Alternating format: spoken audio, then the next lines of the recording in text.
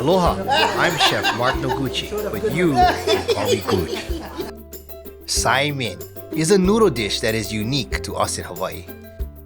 This comfort food's name is when you squash together the Chinese word sai, meaning thin, and men, meaning noodle. Not only is Saimin ancestrally tied to Chinese food, Saimin is also inspired by Japanese ramen, Okinawan soba, and Filipino pancit. Today, a great bowl of Saimin still has all the basics: char siu or spam, green onion, and egg. There, on that ridge over there, that leads into Kalihi. But we're in a real old part of Honolulu called Liliha. Liliha. Nice. On this episode of Saimin Says, I get to introduce Chef Eddie Huang to the OG classic stop that is Jane's Fountain. Burger, Saimin, macaroni, meat sticks, bacon, rice. Then we get to take a deep dive into the Japanese cultural practice of omiyage, or gift. Mahalo. Okay. Thanks so much. Thank you. Wow, the poo-poo platter. I get him. Or no? I got him. Are we gonna get to sit down and eat this? We're gonna take a sun noodle. It's for them, not us. We get to eat again. We get to eat with them later. Okay. Finally, we're taking a tour at the largest producers of fresh noodles in the United States, Sun Noodles. I've always appreciated and respected Eddie's unfiltered and unapologetic cultural pride. We may have been raised geographically on opposite ends of the country, but we're both rooted in the common ground of immigrant ancestry. How you doing, man? Nice to meet you, Eddie. Nice to meet you. Mahalo for coming. Definitely. Welcome Thank back you. to Hawaii. Of course, man. No, I tell people all the time, my 3 favorite countries to eat in: Taiwan, Jamaica, and Hawaii. Roger I that. consider Yeah. Hawaii its own country, right? The great nation of Hawaii. Yeah. Right on. Because those 3 countries have such like soulful cooking from the home. And I really love countries where the best food is still your mom's food, your grandma's food. It's in the home. And the culture of home cooking is so strong in Hawaii. I think a lot of my identity in my late teens, early 20s was very reactionary. Like, I was a fighter because they wanted to take my identity from me. They wanted to break me, make me ashamed of it, and I had to fight. I had to defend and I had to fight. But as I've gotten older and become more confident and I have my own power, I'm not reactive anymore. But it takes a long time as a person to get there. So I still really empathize with whether you're black or Latin or gay or female or Asian, when you don't feel empowered and you don't have that sense of self yet. What I learned in my travels is that on the continent, people identify themselves geographically. So, you've heard, like, oh, you're from Hawaii, you're Hawaiian. I'm like, no, actually, I'm second generation Japanese. You get to have that Asian identity and an American identity and a Hawaii identity. It's a pretty beautiful thing. It is. I love coming to Hawaii. I think one of my favorite authors is Ligaya Michan out of New York. Oh, yeah. And She's from Hawaii. And she finds all She found the Bauhaus. little spot. No kidding. The That's first- awesome. The That's big awesome. review that literally made my whole career was Lagaya's review of Bauhaus. She wrote a great article about the Hawaii guys, and how everyone is sort of looking backwards, right, to be able to cook into the future. It was dope. Yeah, I just hope that the Hawaiian chefs continue to remember, like, everything you need, all of your power is here. There's no need to look outside. Right. Like, there's so much to draw from here and continue to tell that story. I like that when you come to Hawaii, sometimes now people will tell you, oh, go to this chef's restaurant or this one, and New American, yada yada. I never go. You gotta go to this little poke spot in the back of a grocery store.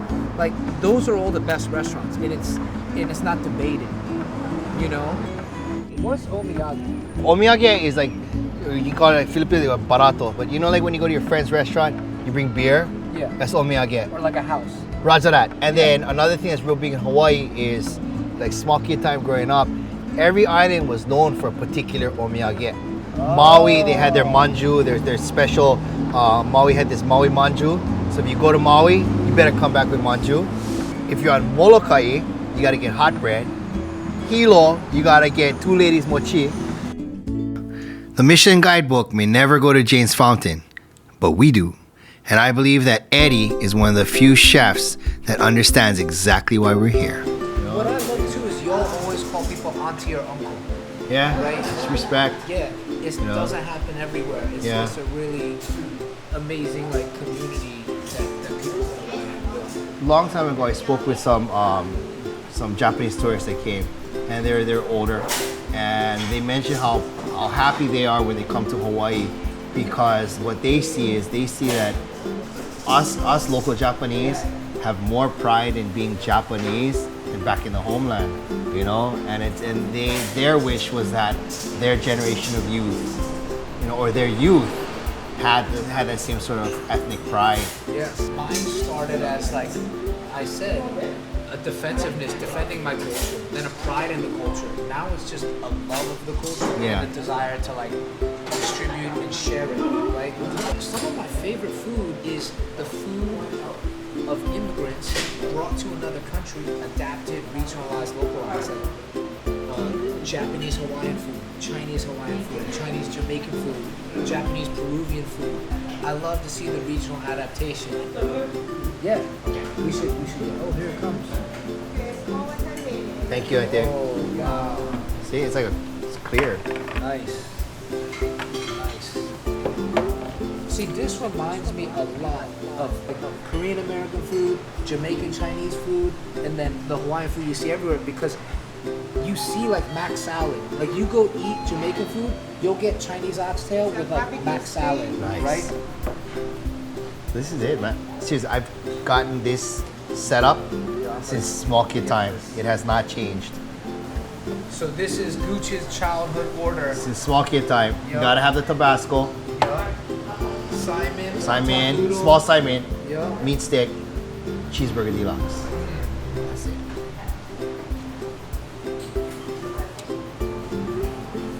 Can I do me a favor? nice. There's a reason for the cheeseburger, so I want you to do that again. You bite the cheeseburger and then get some soup. All right.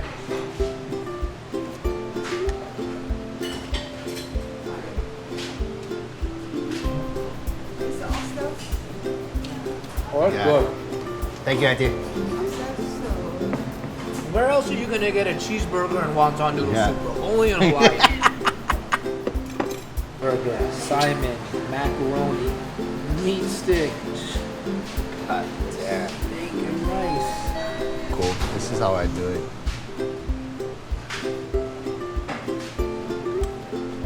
So I take my wonton. I need some dashi in there too. Yeah. Dip it on the bottom. Oh, nice. Yeah, like I can taste the peanuts and yeah. Very good. Yeah. What makes me proud is that my ancestors had a strong sense of place, that even though they were no longer in that place, when they came to Hawaii, it adapted to a strong sense of plate. Yeah. You know? And it's like you know yourself so well, and when they're talking about like how being secure in yourself, they're so secure in who they were that they could cook the foods that they grew up with, you know, and on the other side of the world. Yeah. One of my favorite things to do when I travel is to see the food of the immigrants in that country and how it was adapted to that country's taste. Tells you a lot about their culture and values. Absolutely. You know? I just love to see food adapted, not just adapted to the ingredients, but because when you go to a country, the way people eat, you can see that country's values and everything in the way they eat, they host, they bring you into their home. Everything about them that you need to know, you will know. Absolutely. And to see immigrant food, your food, adapted to that country's values, it all clicks. Yeah. Growing up small kid time, what kind of noodle dishes did you eat? Beef noodle soup. Taiwanese beef noodle soup was the one. What's it like? When it's done well, it's equal parts rich, sharp, clean. The key is you use beef bones, you use beef shank, you cook it down, scallions, garlic, chilies. Every mom has their other thing, but those are like the core elements. Some people use tomatoes, some people don't. But the skill in it is cooking the meat with the right proportion of aromatics, right proportion of water at the exact right time. And it comes out, and bro, it just tastes like Homogeneous, your yeah. mainlining beef barrels. Homogeneous It's heaven. It's the best. We're gonna hit it after this. We're gonna go visit our friend's factory, but wanted to make a stop, pick up some omiyage. We'll feed the cats over at Sun Noodles. Okay. Yeah. To this day, I can still hear my grandmother reminding us to always pick something up to bring to another person's house. We're on our way to visit the Uki empire that is Sun Noodles, and Zippy's has just what we need. That was good. Well, Looking behind my back now. find yourself at all times. We have the popsicle, 6 blueberry apple, 6 apple apple, Bombolo pork adobo. Okay, And yes. I think I missed something. I think you got. At all times. What did I tell you? You No, we're good. You watch $1 Million Baby? Like yourself. Korean fried chicken, regular fried chicken, boxer fried chicken, hamburgers, poo-poo platters, katsudon, kalima pit. This is like Local the food. greatest Hawaiian Cheesecake Factory of all time. You know what they need that a Cheesecake Factory has is a Chinese chicken salad. That's what they need. Oh, they got the Korean chicken salad though. That's our local stuff. I like the Chinese one better, but that's cool. Yeah, you would. Sauce the Chinese company. Yeah. Thank you, Auntie. Norman, mahalo. Okay. Thank you. Wow, the poo-poo platter. I get him. You I get to him. eat or no? I got 'em. Are we gonna get to sit down and eat this? We're gonna take Sun Noodle. It's for them, not us. We get to eat again. We get to eat with them later. Okay. My father's company, Noguchi Associates, has had a relationship with Sun Noodles since the early 80s. It was always a dream for me to someday do business with Sun Noodles myself. That dream became a reality when in 2011, I opened up my first restaurant. Now I could get my noodles from anywhere in the world, but it's always about locals supporting locals. That's why to this day, Sun Noodles and I still do business together. So this is the omeyage. Yeah, it's the omiyage, and then it's always good to give in like odd numbers, especially so in Japanese culture, like number 4, Yeah. which is shi, but in kanji it represents the dead. Do that. Yeah, it's because you guys just, whatever Chinese believe, you guys believe too. Ow, It's good. you know It's that? good. It's good. We don't Hey, like I'm fours. comfortable. We I didn't know. Like, Is we didn't that like true? fours first. So then you guys were like, all right, well, we don't like fours either. That's just history. Oh, konnichiwa. Konnichiwa. Yeah. Omeyage. See, he learned. Yeah. New word of the day, omiyage. Genki. He tried to give you, he was going to give you 4, but I was like, no. Yeah. Chinese, that's dead. 4 is dead. I wouldn't wish you dead. Thanks for coming. Yeah. Good to see you. Nice to meet you. Yeah. My dad. Nice to meet you. What's up? So my dad started the company in 1981, and he was 19 at the time, and he just wanted to be here and really spread the love of Japanese ramen. You used to go door to door or restaurant to restaurant and sell, man. Yeah. So that's cool. That's awesome. Yeah, I think for him it was, English wasn't his first language, so the only way he could communicate with chefs was through his noodles, and so really repeating back and forth with the chefs and really crafting the noodle to over their soup was really what started the company, and that's what we continue to do today, 39 years later. Nice, 39. And it's a family business now, right? So my dad runs the company along with my mom, and then my sister is also involved as well.